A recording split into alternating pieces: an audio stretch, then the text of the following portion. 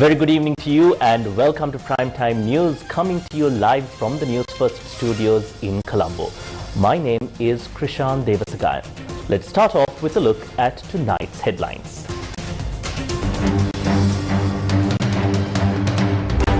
One gunman in the Akuregoda shooting arrested. Trump introduces new 10% tariff, challenging US Supreme Court ruling as it rejects his global import taxes. How will the new US tariff affect Sri Lanka?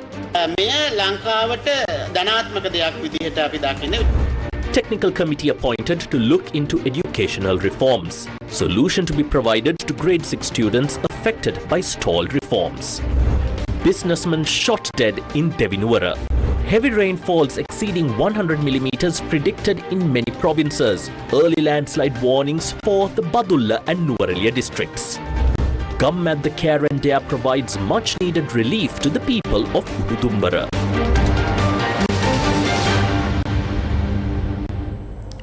And in your top story tonight, one of the gunmen involved in the assassination of attorney Buddhika Mallavarachi and his wife in Akuregoda has been arrested by the Sri Lanka police. The suspect was arrested in Ambalangoda. Police stated that several other individuals are currently being interrogated in connection with the incident. Among those being questioned is an individual known as Polga Sovita Dila, who was arrested for the transportation of firearms. The 28-year-old suspect was taken into custody in Polga Sovita. Several other suspects have so far been arrested in connection with the incident, including 2 members of the same family. They face allegations of providing accommodation to the shooters, transporting firearms and supplying drugs. Attorney Buddhika Mallavarachi and his wife were shot dead on the evening of the 13th in Akuregoda, Talangama. Meanwhile, another shooting took place today where one person was shot dead near a supermarket in Deundara this afternoon.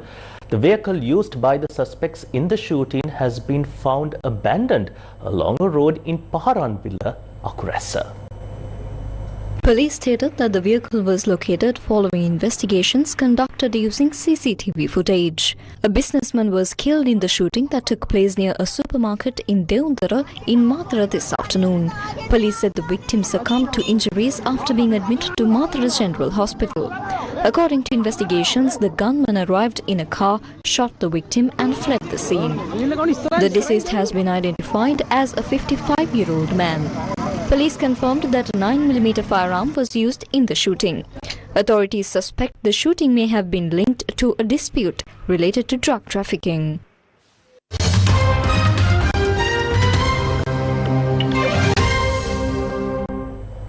Now, in a developing story in the global arena, as we know, the US Supreme Court yesterday ruled that the broad global import tariffs imposed by President Donald Trump using emergency law authorities were unconstitutional and illegal.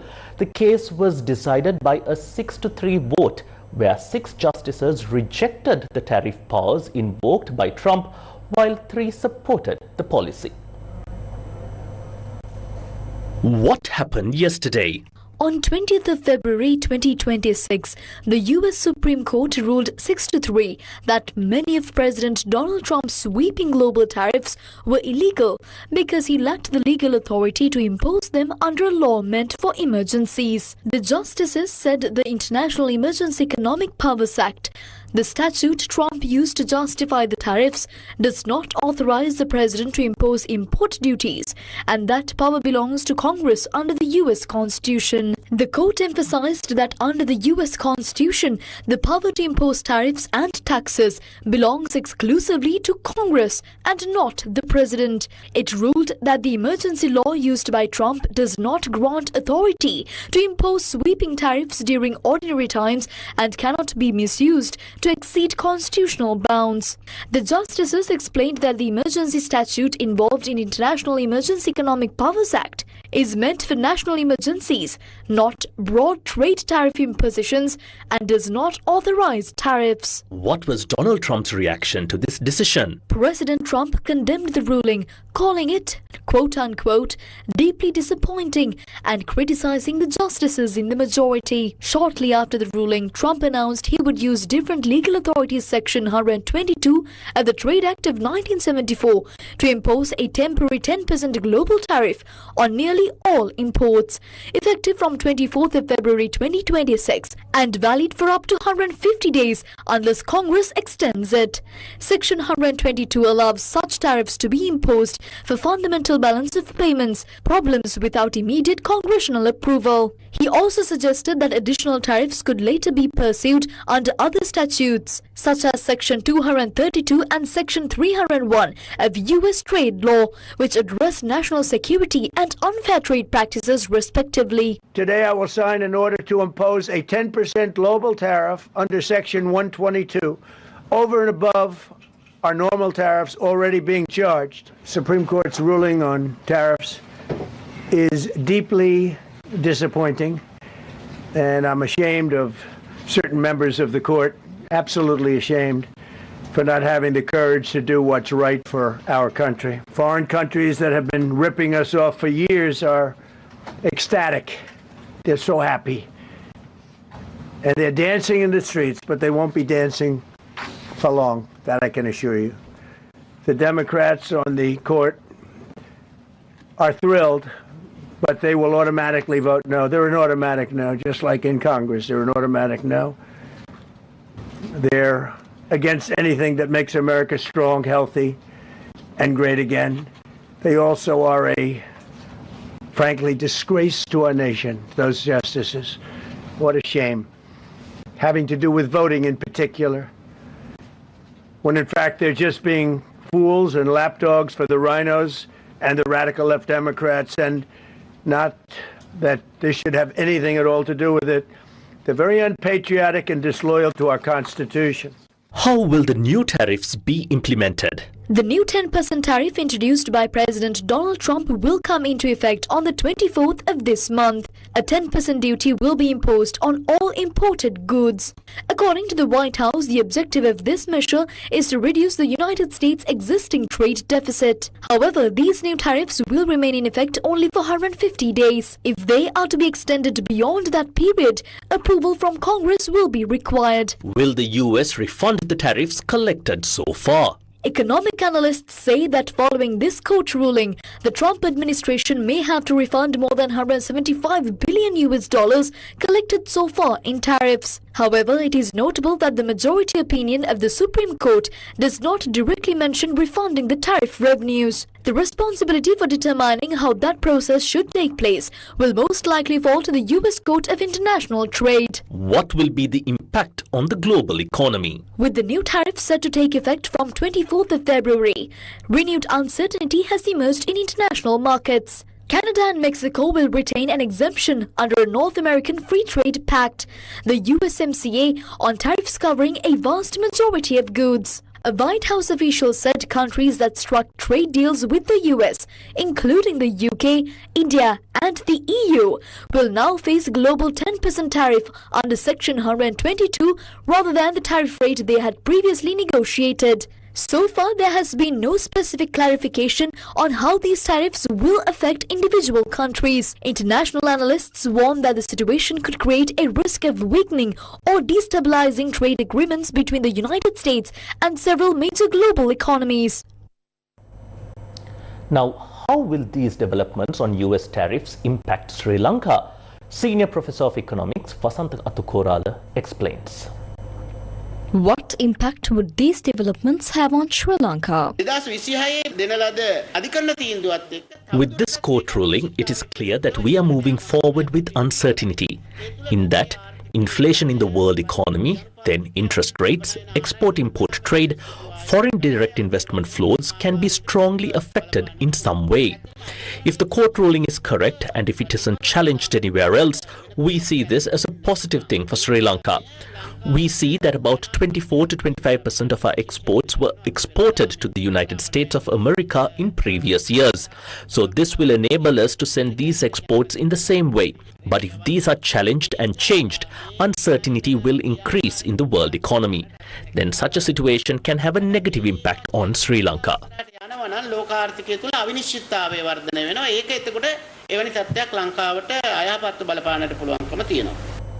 Minister of Ports and Civil Aviation Anura Karunatilaka says the President will appoint an expert committee to effectively move the education reform process forward. Another phase of the seminar series aimed at educating the public on education reforms was held yesterday in Jaffna. We want to implement these reforms through open discussions that include all levels of society, regardless of beliefs or political views, without excluding anyone. We also identified certain shortcomings in parts of the curriculum textbooks, particularly in the English module, and these need to be corrected. Although the specific word was not directly taught to children, it was included in the textbook due to irresponsible conduct. Those responsible have now been punished. We are therefore conducting a thorough review of the remaining textbooks and modules with the support of scholars and professionals. Following this process, we plan to restart the education reform from grade 6 in 2027. Some have pointed out that grade 6 students and parents were prepared to implement the reforms in 2026 and may now lose that opportunity. There have been requests to introduce the reforms for these students at least from grade 7. After discussions with educators and academic professionals, we will explore the possibility of providing that opportunity from grade 7 in 2027. Very soon, we expect the President to appoint a steering committee made up of academic professionals and other relevant groups. The education reform process will then move forward under their leadership and supervision.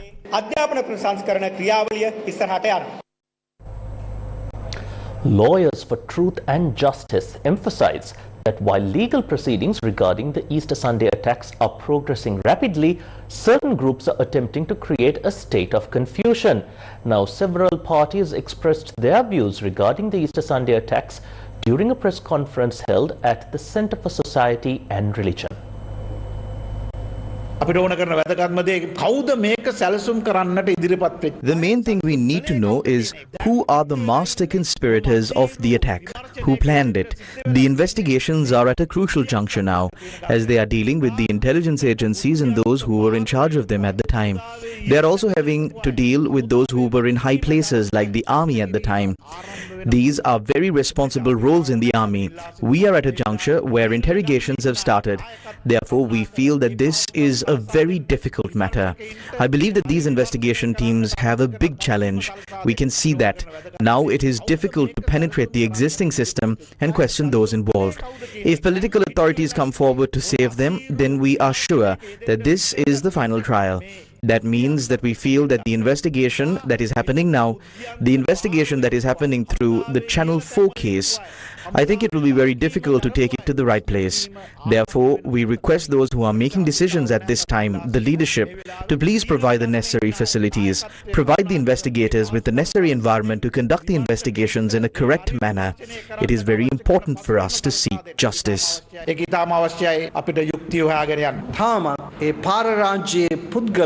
Regarding the Easter attack, what we can say today is that many of those involved in the atrocities of the Easter attack are no longer alive. Some are in custody. Some are facing legal proceedings. But it is clear to us that the key conspirators are still at large. Not only are these conspirators still at large, they are still trying to interfere with the ongoing investigations. People who should not be involved in the Attorney General's department have gone to the Attorney General's department and asked, who is the first witness in this case? Who is the second witness in this case? Who is filing charges in this case? We have uncovered various facts about some of the characters who even pressured the Attorney General to do what they want. Since these individuals are no longer in power today, it is clear to us that even though they have lost those connections with power, they are still manipulating and intervening in these legal proceedings. When will we ever achieve justice? අපිට පැහැදිලි. කවදද අපි යුක්තිය සාධාරණත්වයේ ඉටු කරන්නේ? මේ විමර්ශන කටයුතු ස්වාධීනව කරගෙන යන්න ඉඩ දෙන්න. Let these investigations be conducted independently. When a suspect, a guilty person, or someone is called to the Criminal Investigations Department to make a statement, there is no point in bringing a large crowd and surrounding the Criminal Investigations Department. It is not correct to support criminals. Remember, more than 273 people in this country have lost their lives. In some places it is said that more than 300 people lost their lives. Therefore, it does not matter whether the victims were Catholics, Hindus, Muslims or foreigners. These were all humans. None of us can escape the fact that I hear the cry of our brothers' blood from the ground. Therefore, the souls of these people who have been buried are crying out from within this earth, demanding justice and the revelation of the truth. Therefore, we say to all those who are unnecessarily trying to defend political leaders, trying to protect them, or trying to save someone from an intelligence agency, or trying to stand up for a former leader or ruler of the army, you are committing a serious crime against this country. What you are doing is treason. Please do not commit treason. Therefore, at a time when these investigations have reached a very high point, an intense point, we are aware of the chaotic environment that political puppets, political henchmen and other puppets are trying to create from the outside. But remember, we will not allow you to create that environment.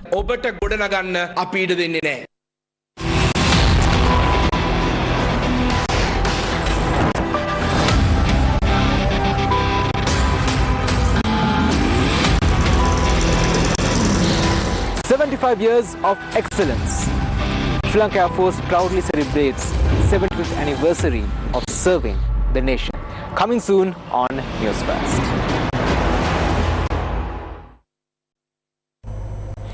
In more local news, the Aragalaya activists say that the law must be enforced against those who attacked and caused violence at the golf face green site where the Aragalaya was conducted. The need to ensure justice for the Aragalaya has arisen again. More than 3,000 people are currently facing legal proceedings in over 700 cases as far as we are aware. Many of those there have been attending court for nearly 4 years now. Many still do not even know the specific charges filed against them individually. Personally, I have a case against me simply for participating in another protest. To this day, I do not know what the charges against me are. Justice is something that must be applied equally to everyone.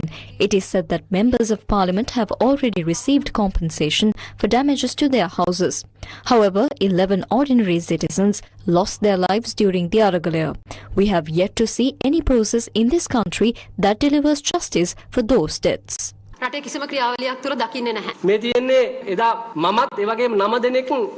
is the complaint we lodged that day. I, along with 9 others, submitted this complaint to the Fort Police. What has been done so far regarding this complaint? In relation to these approximately 700 cases involving around 3,000 people, why is the Attorney General's Department not acting swiftly? That is the issue we are raising here. The names have been mentioned in these complaints. Johnston, Sanat Nishanta, Deshabandhu Tennakon, Namal Rajapaksa. What action has been taken regarding how they came here and assaulted people? We have submitted eyewitness evidence. Why then is the Attorney General's Department delaying intervention in these matters? On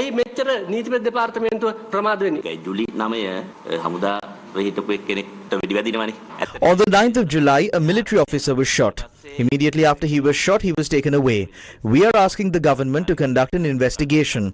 His wife was not allowed to see him. No one was allowed to visit him in the intensive care unit. He later died. After his death, the post-mortem report stated that he had died from a blow to the head by a blunt object.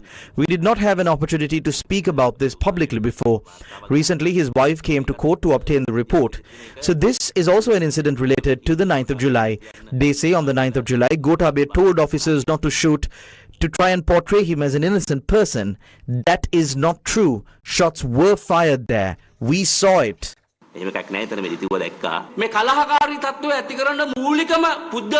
The primary person responsible for creating this violent situation is Mahinda Rajapaksa. They were the ones who brought people in, organized them, armed them with clubs and incited destruction, setting the country on fire. Instead of holding them accountable, attention is focused elsewhere. I too went to the presidential secretariat and years have passed with my case dragging on and on. I do not even know what charges are against me, if any. Meanwhile, because someone is one of the 225 members of parliament, everything moves differently. 12 people were sentenced to death so quickly and the matter concluded.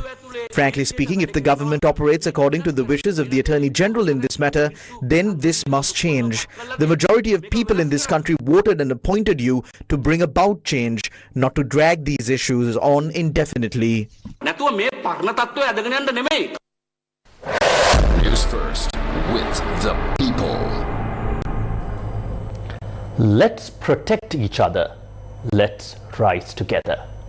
With the contribution of the Minderoo Foundation of Australia, one of the world's largest volunteer organizations, we launched Gum at the Care and Dare for that very purpose.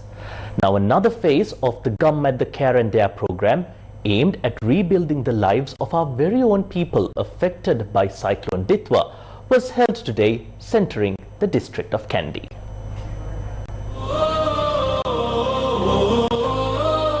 Gum at the Care and Dare is being conducted for 2 days in the Kandy and Matale districts. Today's program was held at the Sirasa Model Primary School in Ududumbara, Kandy.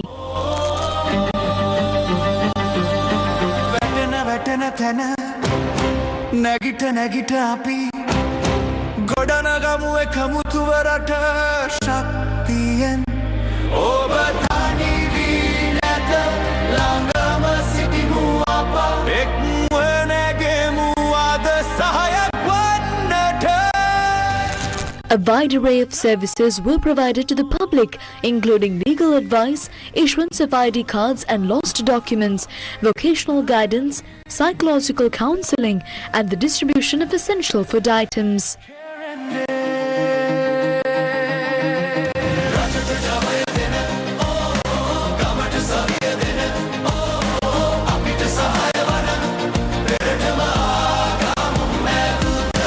Thousands gathered with Gum Matha today, fueled by the immense trust they place in the movement.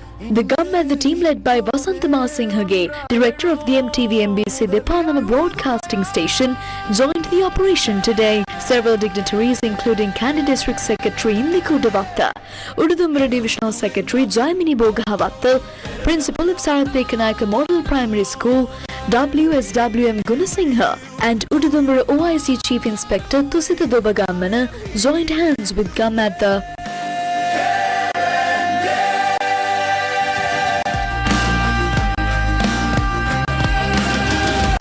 A health service zone, a nutrition pack distribution zone, and a hygiene kit distribution zone were operating today at the school premises.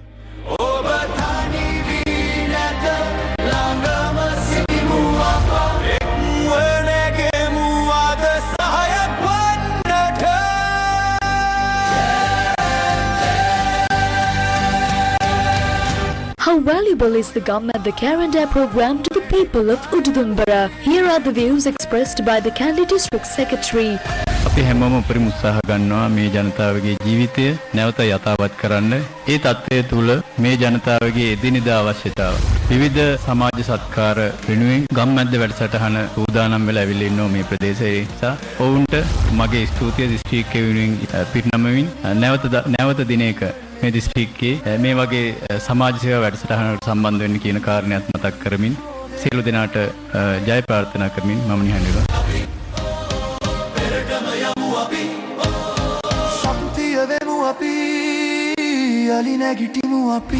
An essential dry ration and equipment zone, as well as a distribution point for household appliances, including water filters and gas cookers, remained active throughout the day for the general public.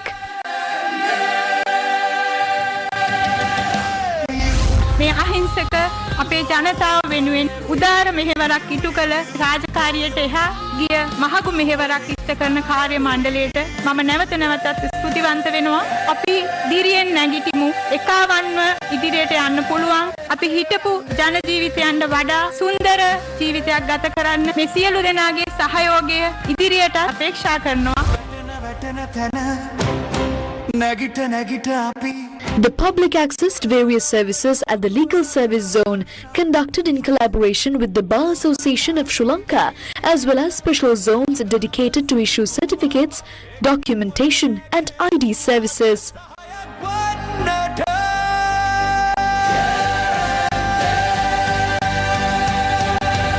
To provide necessary vocational guidance for those looking to rebuild their livelihoods, the National Apprentice and Industrial Training Authority partnered with Care and Dare once again.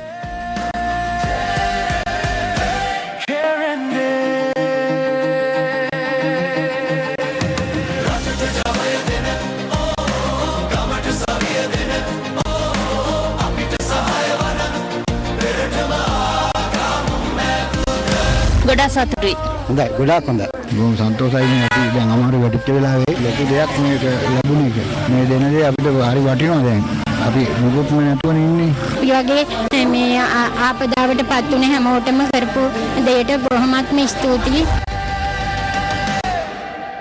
What is the next goal of the Gammatha Care and Dare operation?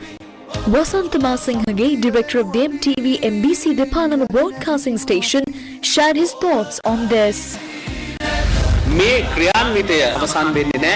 අපි සූදානම් වෙනවා ලංකාවේ විවිධ ප්‍රදේශවල අපි දන්නවා මේ ඇතිවෙච්ච ස්වභාවික ව්‍යසනයත් එක්ක ඇතැම් පිරිස් වලට තමන්ගේ වෘත්තීය ජීවිතය අහිමි වෙලා තිබෙනවා. ඒ නිසා අපි සූදානමින් ඉන්නවා ගම්මැද්ද විදිහට ඒ වෘත්තීය ජීවිතයේ තමන්ගේ ආදායම් මාර්ග අහිමි වුණු අයටත් උදව් උපකාර කිරීම සඳහා මේ කටයුත්ත තවදුරටත් අඛණ්ඩව පවත්වාගෙන යන්න. Sirasa Shakti Sahana Yatra provided emergency relief to those affected by Cyclone Ditwa. The next step was the long-term rehabilitation of the victims. Gammatha Care and Dare was launched for this purpose with the contribution of the Mindaru Foundation of Australia. The 8th camp of the Gammatha Care and Dare operation, which began in Kotmale, concluded successfully today, benefiting thousands in areas including Passara, Madusima, Valimada, Nildantahina and Gampala. Tomorrow, the Gammatha Care and Dare program will be held for the people of Rothota and Amangagakurali divisional secretariats in the Mathale district. The event will take place at Sri Kumaran Primary School, Rothota. Our hope to help our nation rise again, rebuild and recover. Let us protect each other. Let us rise together. Gammatha, with the people, for the people.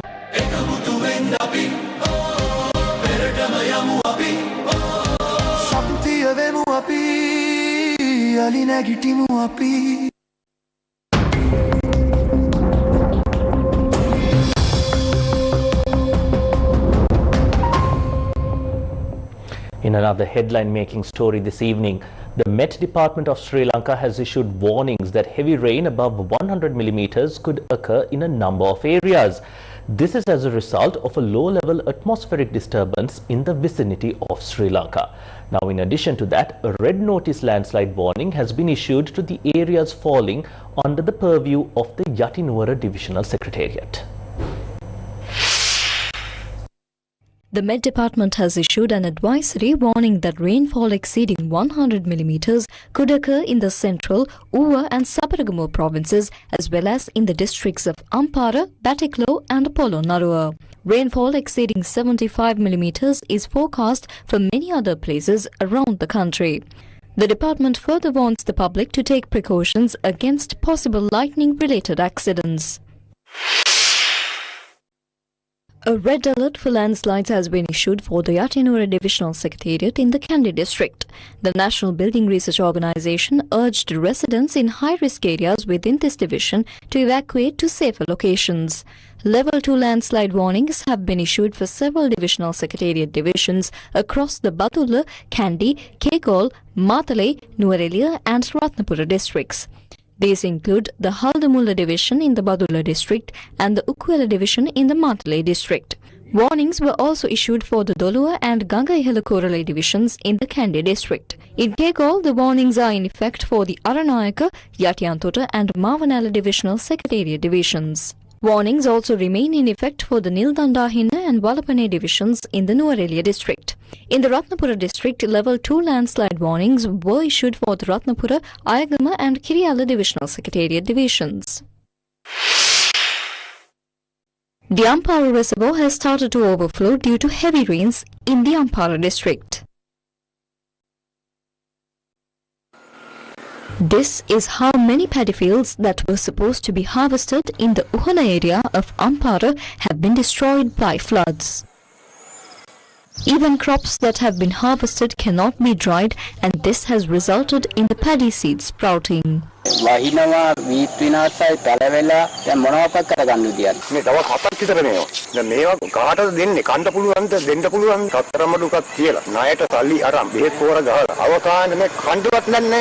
to the heavy rains, many low-lying areas in Koralipattu, Koraveli and Palathichene areas of Batiklo have been flooded. This is the state of the Kiran Bridge.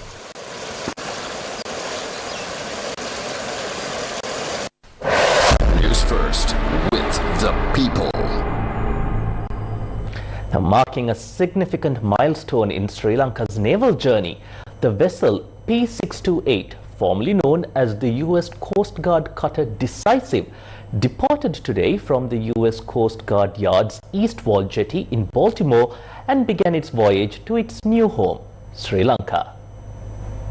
This ship will make a journey spanning 14,775 nautical miles, which is set to become the longest single sea voyage ever undertaken by a Sri Lankan naval vessel and will be the first Sri Lankan ship to navigate through the Panama Canal.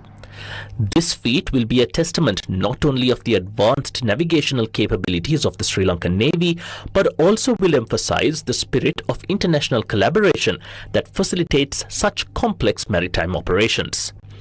Under the leadership of Captain Gayan Wickramasuriya, the vessel carries a crew of 86 highly trained Sri Lankan Navy personnel, including 14 officers and 72 sailors.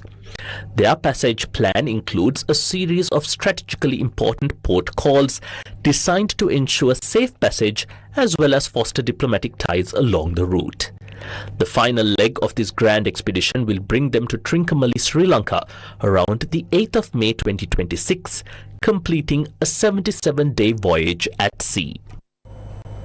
Deputy Minister of Tourism Ruwan Ranasinghe says that the tourism sector in Sri Lanka has recorded a 12% growth in the first 45 days of the year compared to 2025. International Tour Guide Day is being observed today. According to the Sri Lanka Tourism Development Authority, there are over 5,000 registered tour guides in the country. The tourism sector is targeting 3 million tourist arrivals in 2026, with expected revenue between 4 and 4.5 billion US dollars. An event highlighting the role of tour guides in achieving these goals was held in Colombo under the patronage of Deputy Minister of Tourism Ruwan Ranasinghe.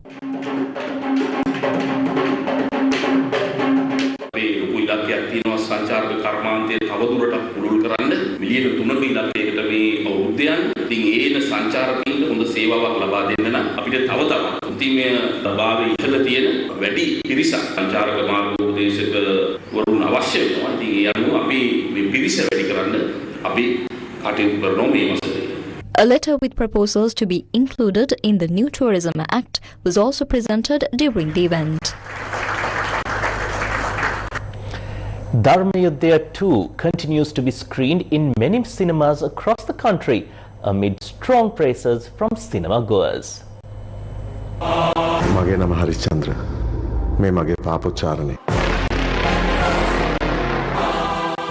Dharmayuddhaya 2 began island-wide screenings on the 23rd of January. Within just the first few days of its release, the film set revenue records and every cinema hall boasted being house full. The cast of Dharmayuddhaya visited several cinemas across the island today to meet their fans. At every cinema, the artists of Dharmayuddhaya received a warm welcome from the viewers.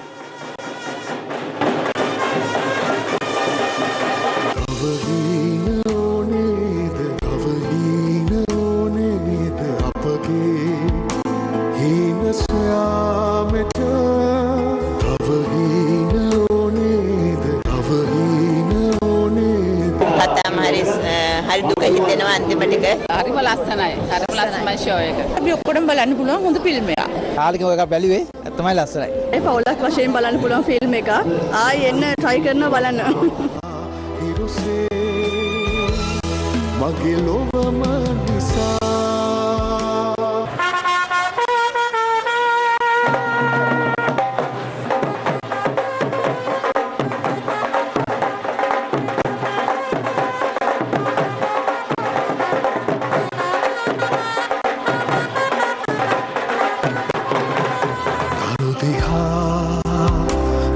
Dharmayuddha 2 is being screened in cinemas across the island.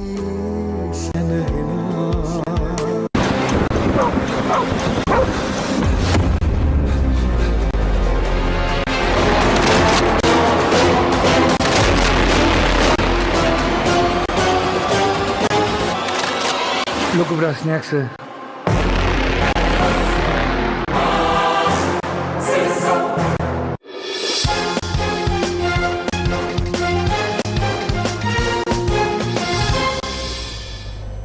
Iron Kids Colombo, the junior version of the much anticipated 2026 Ironman 70.3 triathlon, was held at the iconic port city in Colombo today. Iron Kids Colombo was held for children in line with the globally acclaimed Ironman 70.3 triathlon. Over 500 kids between the ages of 3 and 14 took part under 4 age groups. The main aim of the kids triathlon is to instill confidence, courage and a healthy lifestyle to the younger generation of Sri Lanka. It's my first time in the relays and I wish you all good luck. It was amazing to be here and it was a really fun race. ලෝකෙන් රටවල් 51කින් ඇවිල්ලා ඉන්නවා adult event එකට. ඒක හෙට active healthy lifestyle එකක් create කරන්න ඕනේ නගරයක් විදියට. අපේ ලංකාවේ දරුවෝ දෙමව්පියෝ ඔක්කොම එළියට ආපු දවසක්. අපේ නගරේ අපේ රට ඇක්ටිව් රටක් ඇක්ටිව් නගරයක් විදියට ලෝකෙට ගෙනියන්න යන ගමනේ සාර්ථක දවසක්. The official media partners of Ironman 70.3 are Sirasa TV and Yes 101. The 2026 Ironman 70.3 triathlon will be held tomorrow at the iconic port city in Colombo. Meanwhile, the 24th International Schools Athletic Championship commenced at the Mahinda Rajapaksa Stadium today. The event organised by Gateway College saw the participation of 23 schools and over 1,500 athletes. The event will conclude tomorrow.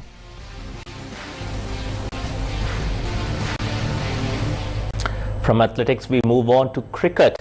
Now, the opening match of the T20 World Cup Super 8 stage between New Zealand and Pakistan in Colombo was abandoned without a ball being bowled because of rain. Spectators arriving at the R. Premadasa Stadium found the field under cover after precipitation in the afternoon, but conditions improved enough for a toss to be carried out on time, with Pakistan winning the toss and choosing to bat. However, the rain set in prior to the start of play and umpires called off the game just over 2 hours after its scheduled start time, with both sides taking a point for a no result. Now, this is only the second time that a match has been abandoned this tournament after Ireland's game with Zimbabwe in Pallekele was called off last Tuesday. Both New Zealand and Pakistan finished second in the group stage, winning 3 fixtures and losing against their pool winners South Africa and India respectively. The tournament will resume on Sunday, with England playing Sri Lanka in Pallekele before India will face South Africa in Ahmedabad. And finally, in some rugby news, in a nail-biting inter-club rugby league finale at the CRNFC grounds, CRNFC edged out Kandy Sports Club 23 points to 21. CRNFC have finally won the Inter Cup Rugby Championship for the year 2026, besting Candy Sports Club for the third time this season. In a heart-stopping inter-club rugby league final at the CRNFC grounds in Colombo, CRNFC narrowly defeated Candy Sports Club 23-21 to lift the championship trophy. The match began with a lively Western band display, setting the stage for a fierce showdown. Youth Affairs and Sports Minister Sunil Kumar Gamage graced the event as the chief guest.